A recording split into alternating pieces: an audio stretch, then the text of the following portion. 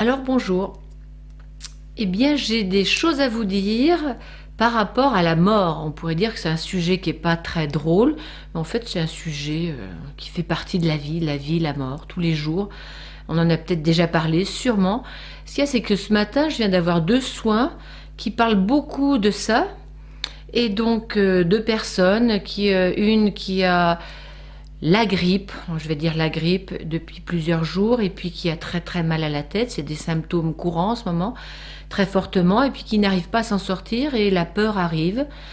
Et dans ce soin, en fait, ce qui montre, c'est que sur sa rate, un peu devant elle, à 1 mètre, 1 mètre 20, en limite de bulle énergétique, en fait, il y a comme une chose qui bat fortement, comme une entité, en fait, c'est la peur de la mort.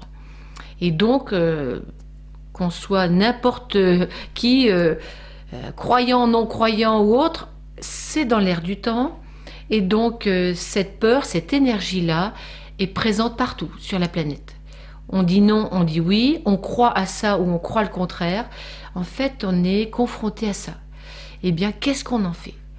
Et pour moi, ce qui m'est venu pour la première personne, parce qu'il y a une deuxième personne aussi après, ce qui m'est venu, c'est que la peur de mourir empêche de mourir ou fait mourir.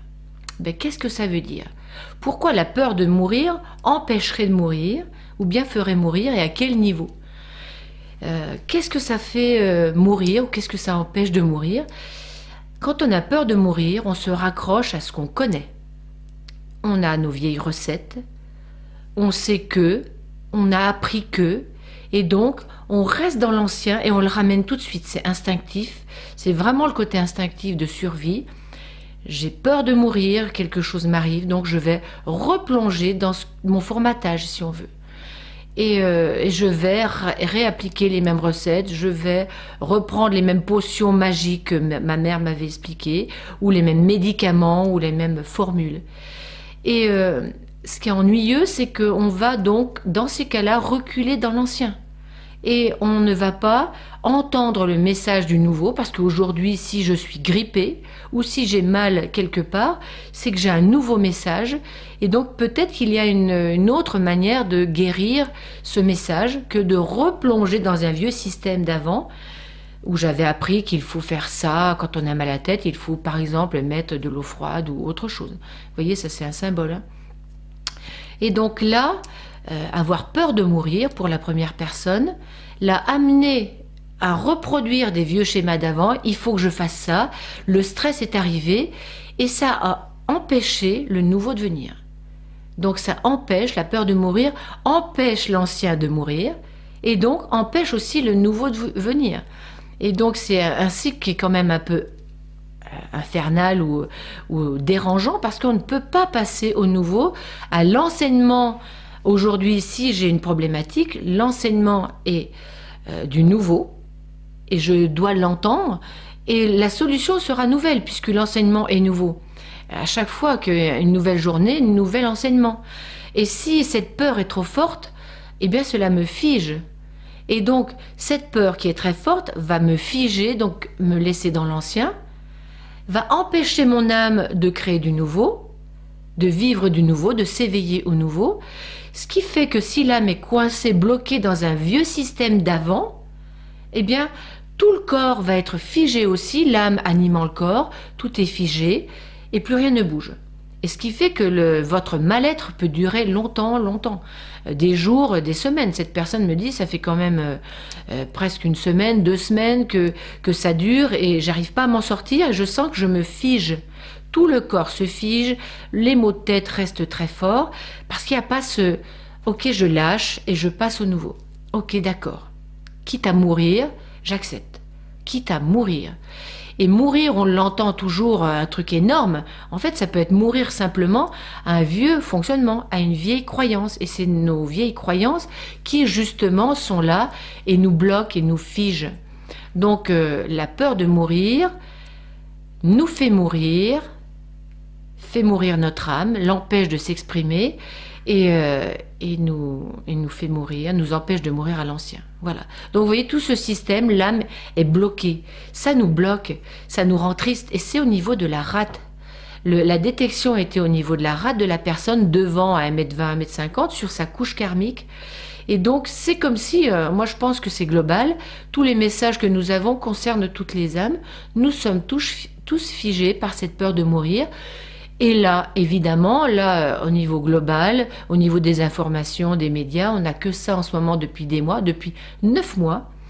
Exactement une grossesse. Est-ce que nous allons accoucher au niveau du nouveau de notre âme? Est-ce que nous allons sortir de ce cinéma? Ou bien est-ce que nous allons être pris par ce rôle, par ce jeu de rôle dans lequel on est entré, dans cette croyance, et qui nous fige? Alors je parle de cinéma parce que le deuxième soi, justement, c'est une personne qui travaille dans le cinéma et qui est bloquée au niveau de l'abondance, de sa vie, du nouveau. Elle a 40 ans, elle est à la bascule. 40 ans, c'est la bascule justement où on peut libérer son karma si on est conscient ou accompagné, ou si on a un gros choc à la limite, ça peut faire la même chose. Mais sans parler de gros choc, on peut très bien être accompagné puis que le passage se fasse plus dans la délicatesse. En fait, cette personne nous appelle parce que dans son histoire, là, elle est bloquée, elle travaille dans le milieu du cinéma. Et puis, quand elle est petite, en fait, elle est la deuxième après une première sœur qui est décédée, très jeune, qui s'appelait Rose, par hasard. Donc, peut-être que ça me concerne aussi, mais ça vous concerne. En fait, c'est comme si le décès, ou arrivé derrière quelque chose de mort, l'avait obligée à prendre ce mort ou cette mort sur ses épaules, et elle avait vécu toute sa vie à travers ce filtre de « je suis la deuxième » derrière quelque chose qui est mort. On a tous ça en nous. On a tous cette croyance, cet ego qui est là, qui est quelque chose de mort, qu'on rabâche, qu'on radote. C'est la même chose, le même symbole. Et on reste figé derrière cette image. C'est une image. Et les images, ça fait du cinéma, ça fait un film. Donc je le disais, ça fait 9 mois que nous sommes dans un film de peur et quelque chose qui est mort, qui devrait mourir, passer à autre chose, et on n'y arrive pas. Cette personne donc, avec la détection des baguettes, cela nous montre que, moi ça m'amène dans son dos et ça l'englobe complètement. Elle est prise par ce cinéma de mort, où ce cinéma c'est je dois sauver ma mère qui est triste et donc je vais venir en tant que sauveuse, mais pour qui on se prend pour être des sauveurs? La planète n'a pas besoin de nous, notre mère est plus âgée que nous, donc si on se met en tant que sauveur, eh bien on se décale dans le temps et on n'aura pas d'enfants comme cette personne, on n'aura pas l'abondance comme cette personne. Donc là, vous voyez, l'histoire de la mort est encore présente. Qu'est-ce que j'en fais de ce qui est mort avant moi? Est-ce que je le prends sur mes épaules? Est-ce que je veux le faire vivre? Et si je fais vivre du mort, c'est impossible. Comment changer l'ancien? C'est une expérience. Toutes nos expériences du passé, c'est quelque chose qui est mort. Dans le soin pour cette personne, ça me fait nettoyer dans son chemin d'âme, qui est sur le... C'est comme si on avait une route qui nous traverse au niveau du cœur. Devant, c'est l'avenir, derrière, c'est le passé. Loin sur son chemin d'âme, au niveau de la zone karmique, ça me fait nettoyer quelque chose. C'est comme si elle arrivait en croyant que elle devra sauver sa mère, elle devra sauver la planète, elle devra faire vivre les morts ou ne pas accepter les cycles de la vie qui font que l'âme vient dans un corps pour un jour en sortir. Vous voyez, tous ces symboles-là, je vous les donne un peu rapidement, mais nous sommes tous confrontés à ça. Moi, la première certainement, mais vous aussi, comment accepter que les anciens meurent en ce moment de cette grippe et que les jeunes doivent vivre et pas être bloqués dans un film, un masque, une interdiction, une limitation, un confinement. Pour le nouveau, ça confine l'ancien. Le nouveau, vous voyez, le symbole est la même chose. L'ancien doit mourir, le nouveau doit vivre. On ne doit pas empêcher le nouveau de vivre parce que l'ancien meurt. Et bien, c'est exactement ce qui s'est passé pour cette personne avec l'âme de sa sœur.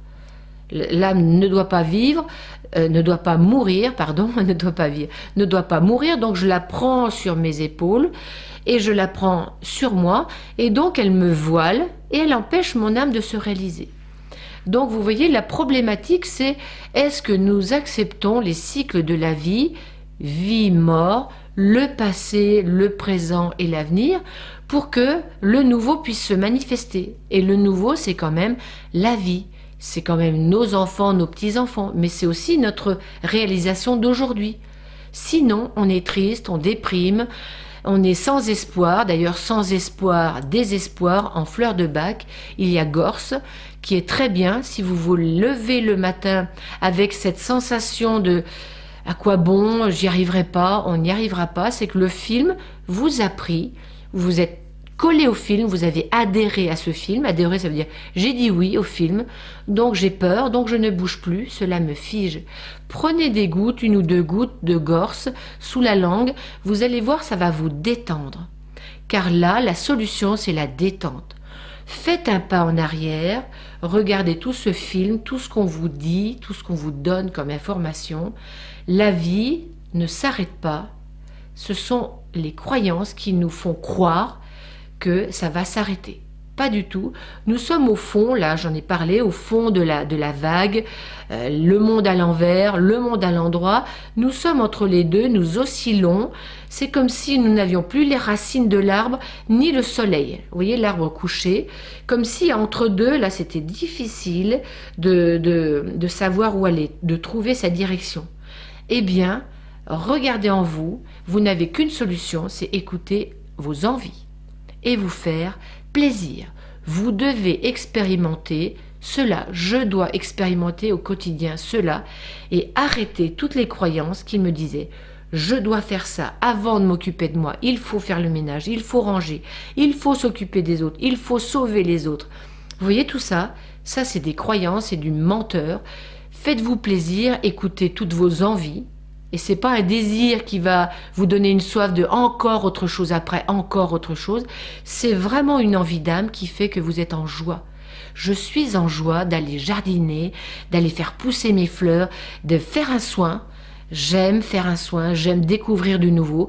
Faites ce que vous avez envie et qui va vous nourrir là d'une joie et vous allez la partager avec d'autres. Donc la solution c'est ça. Et la mort fait partie de la vie. La mort, c'est mourir à l'ancien pour laisser émerger la graine du nouveau. Donc acceptez de plonger dans le nouveau, lâchez vos habitudes, lâchez vos radotages et puis expérimentez. En fait, on n'a rien à perdre. Quitte à mourir, autant mourir. Allez, je vous embrasse et puis expérimentez bien cette mort et renaissance dans ce corps. Après tout, on est là pour ça. À bientôt.